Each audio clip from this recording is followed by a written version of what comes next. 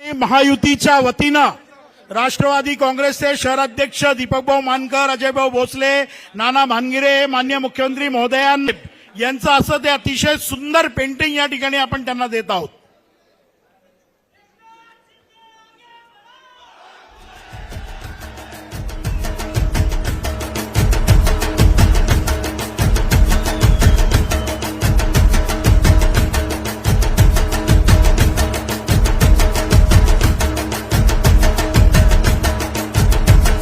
त्याचबरोबर दीपकभाऊ मानकर यांना विनंती आहे की सन्माननीय उपमुख्यमंत्री अजितदादा पवार यांना देखील त्यांनी शिंदेशाही पगडी या ठिकाणी द्यावी.